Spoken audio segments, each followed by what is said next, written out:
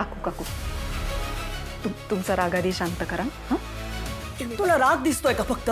हा, पण माझी माझ्या मुलाबद्दलची कळकळ, माझं त्याच्यावरचं प्रेम हे दिसत नाहीये का तुला? दिसतंय मला काकू. अजूनही ती तारिणी कशी बरोबर आहे, तो केदार किती चांगला आहे, हेच बोलतात तुम्ही सतत, त्यातच अडकलात. माझं प्लीज ऐकून घ्या.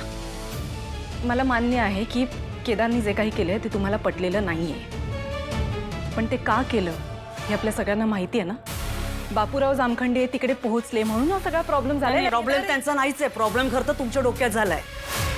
त्या केदार तारिणी त्यांच्यामध्ये अडकलात तुम्ही, त्यांनी ना भुरळ घातलीये तुम्हाला. उतरती कळा लागलीच आहे या घराला, पण त्या दोघांचं भूत तुमच्या डोक्यावरून उतरेपर्यंत खांडेकरांचं संपूर्ण घर उद्ध्वस्त झालेलं असेल, हे लक्षात ठेवा. माझं ऐकून घ्याल तुम्ही? नाही, मला तर काही ऐकायचंच नाही. बरं ठीक आहे, ऐकू नका. ठीक आहे, ऐकू नका. नाही ऐकायचं आहे ना तुम्हाला, काही हरकत नाही. फक्त हे बघा हा फोटो युवराजच्या हळदीतला आहे ना.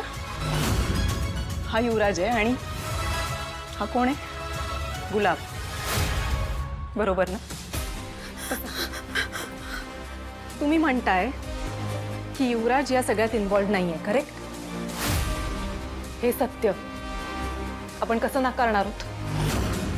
ठीक आहे, तुमचं म्हणणं आहे की तारिणीने जे काय केलं ते चुकीचं केलं, पण मग हे काय आहे हे तर आपण नाकारू शकत नाही ना. बरं, मी हेही मान्य करते की मिस्टर जामखंडे त्यांनी केदारला गुळात घेतलं आणि केदारकडनं हे वदवून घेतलं, पण जे वदवून घेतलं ते खरं आहे ना. हा फोटो तर खरा आहे, बरोबर ना?